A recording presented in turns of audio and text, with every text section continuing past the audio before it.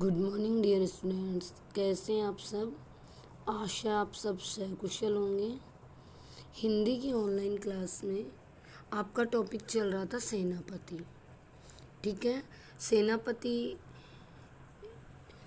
जो टॉपिक चल रहा था उसमें आप ऋतुओं का वर्णन कर रहे थे और ऋतुओं के वर्णन में जो ऋतुराज वसंत ऋतु हमने कर लिया था। उसी लेसन में, सेनापति लेसन में अगली ऋतु आती है ग्रीष्म ऋतु। देखिए, तो यह प्रस्तुत संकलित जो ये पद्यांश है, इसमें भयंकर ग्रीष्म ऋतु का वर्णन हुआ है। इसमें कवि अपनी कल्पना और काव्य कौशल से वर्षा ऋतु का रूप दिया गया है कि इसमें जो अपना ऋतुराज वसंत हो चुका था यहाँ तक अपनी, और आगे आज यहाँ से शुरू करेंगे अपन। तो इसमें लेखक सेनापति हैं जो एक तरह से कल्पना और काव्य कौशल से जो ग्रीष्म ऋतु को एक तरह से अपनी कल्पना और काव्य कौशल से एक तरह से वर्षा ऋतु का रूप दिया है। एक तरह से वर्षा ऋतु की उन्होंने ग्रीष्म ऋतु का इतना अच्छा वर्णन किया है जैसा कि उन्होंने एक वर्षा ऋतु का वर्णन कर दिया कि जिस प्रकार से वर्षा ऋतु में धरती और आकाश, वर्षा ऋतु के आने पर चारों दूर तक जल दिखाई देता है, घास वृक्ष सभी रंग हरा हो जाता है, वर्षा की भारी झड़ी लगी हुई होती है, भादों के मास में बिजली चमकने का प्रकाश होता रहता है, बादलों को छूकर आ रही शीतल पवनों के स्पर्श से शरीर को बड़ा सुख मिलता है। सभी लोग जो काठ की नावों से नदियों में नदियाँ पार करने का आनंद ले रहे हैं, ये सभी जो ये कब होते हैं, ये सारी बातें जो मैंने अभी बताई है वर्षा ऋतु में होती है ना। लेकिन लेखक ने जो अपनी गर्मी की ऋतु ग्रीष्म ऋतु में जो वर्णन किया है, इस सब का एक कल्पना और काव्य कौशल के आधार पर एक ऐसा सुसज्जित वर्णन किया है कि ऐसा प्रतीत होता है मानो कि ग्रीष्म ऋतु न होकर वर्षा ऋतु हो। ठीक है, तो अपन देखते हैं। देह की छति अंबर जलई है चारी और छोर।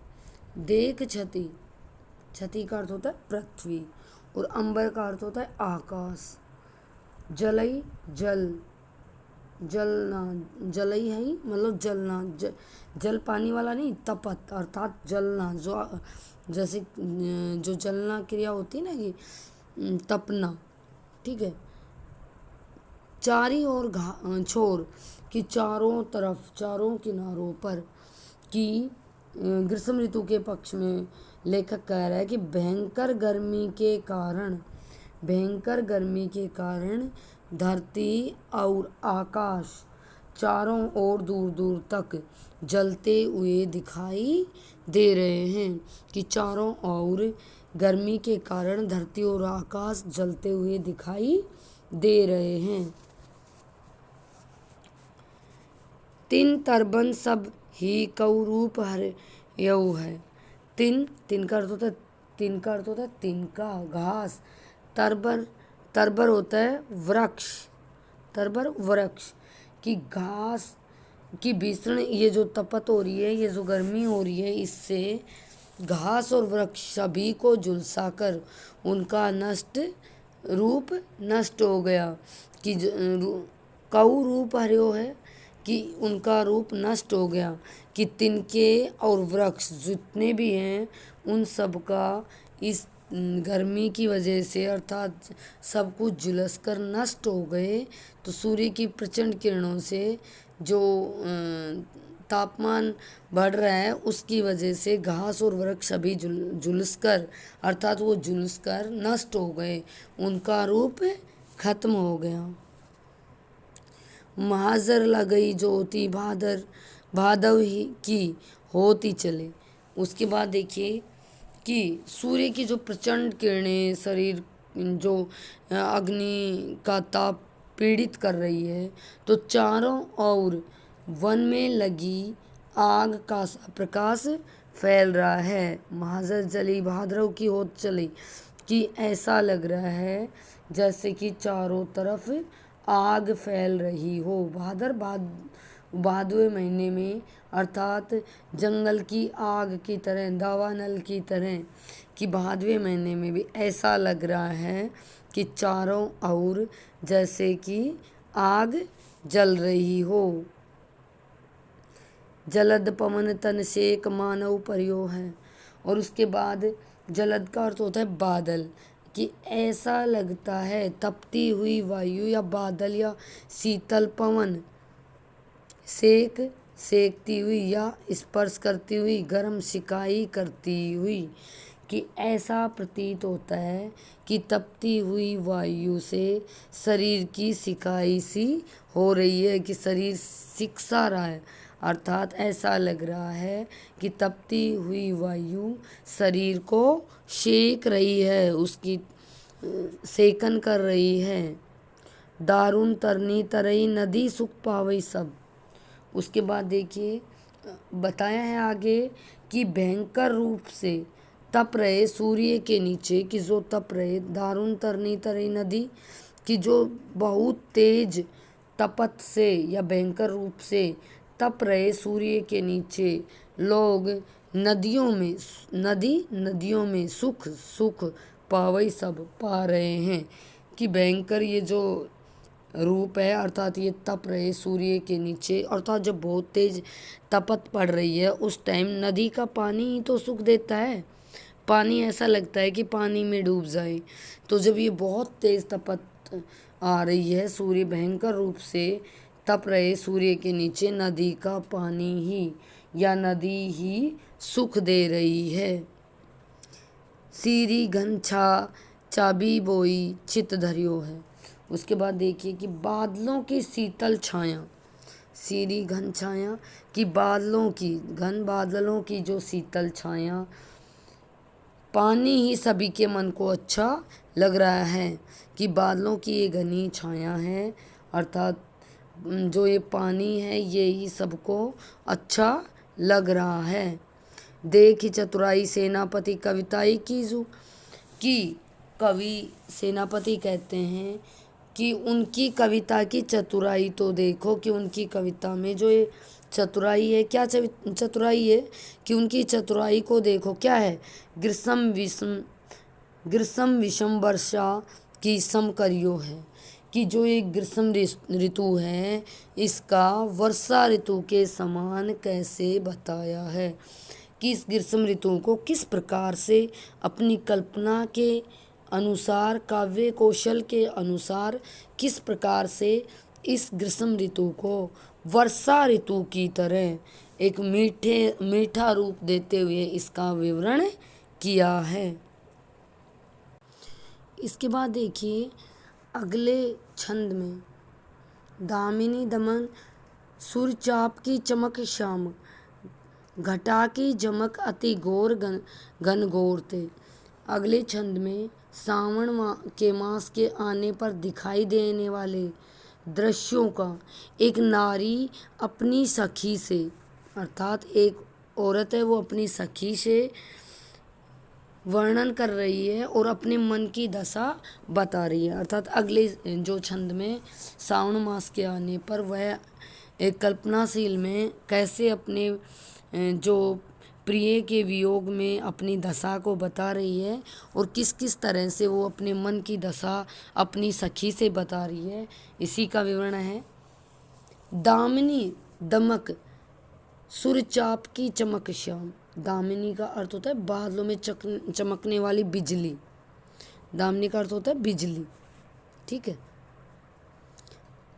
सूर्यचाप होता है इंद्रधनुष, श्याम काले, कि वो एक सखी अपनी दूसरी सखी से कह रही है, अर्थात वो अपने जो ये सावन के मास के आने पर जो दिखाई देने वाले दृश्य को एक नारी अपनी सखी से कह रही है कि हे सखी, सावन मास आने पर बादलों में बिजली चमकने लगी है। कि अगली छंद में सावन ऋतु जो है उसका विवरण है। सावन मास के आने का जो वर्षा ऋतु है उसका विवरण है, और वर्षा ऋतु में सावन के महीने का विवरण है।